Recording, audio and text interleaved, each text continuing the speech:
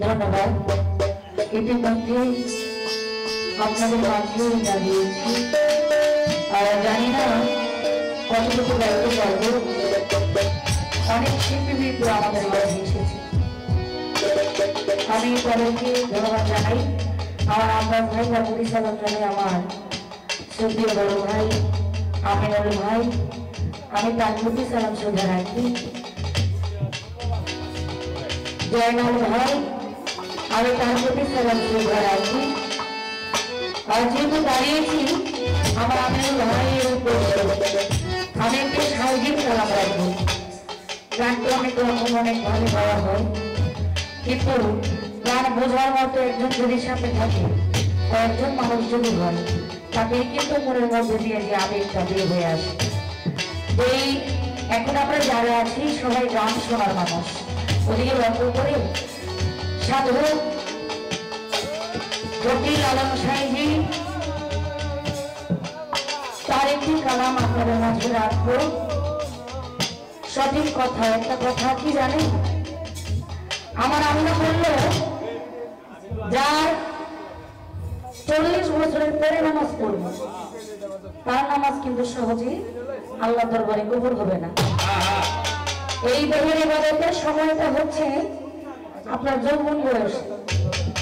যৌবন বয়সে যে ইবাদত করতে পারে আল্লাহ অতিরিক্ত ভাবে তার প্রতি সন্তুষ্ট থাকে, কারণ সে আজে বাজে জায়গায় না গিয়ে তার সময়টা নষ্ট না করে তিনি আল্লাহর পথে সবসময় তাকে হাজির নাজির রাখছেন।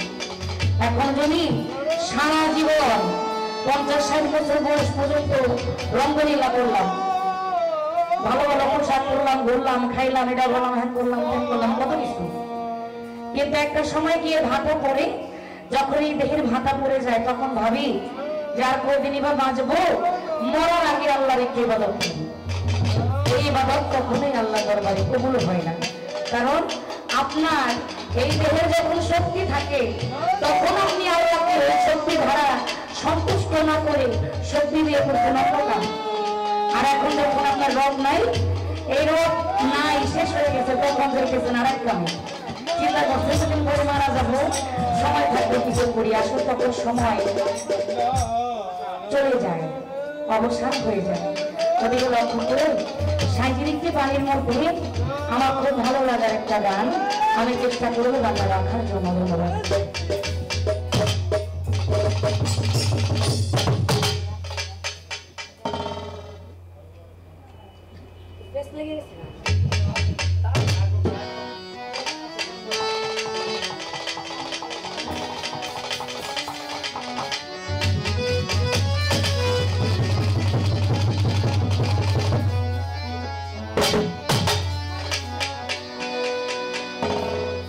সাধক কি হয়েছে যদি গান শোনেন, আমাদের বাউল গানের একটা কথা আছে, গান শুনলে জ্ঞান করে, এটা শুনতে হবে। এখন যদি আপনি চোখে দেখেন, আপনি গান চোখে দেখতেছেন, তখন আর জ্ঞান করবে না, তখন ওই যে মনের একটা বিষয় আছে না, ওই মনটা ফলাফলি করে, আর মন ফলাফলি করলে আমাদের জ্ঞান তো কোনো কাজ করবে না। যার জন্য সাধক বলেছে গান শোনো খাও। গান এমন একটা জিনিস, অনেকে ভালোবাসে না, অনেকে বিরোধিতা করে, আর যারা বুঝে তারা গান ছাড়া কখনো থাকতে পারবে না। যে গায়ে সে যে শুনেছে, গানকে সাধন করতে হয়, সে একজন প্রকৃত শিল্পী, সে একজন প্রকৃত জ্ঞানী, সেখান থেকে আমি আশা করি তাকে শ্রবণ করবেন।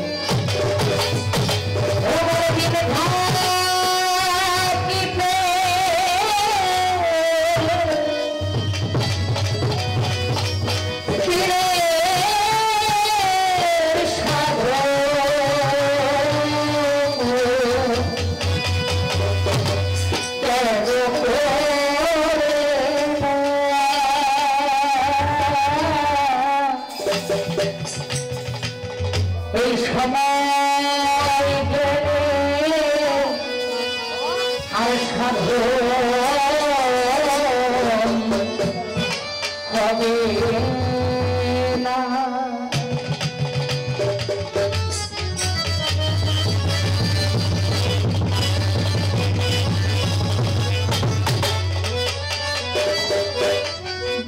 থাকিবে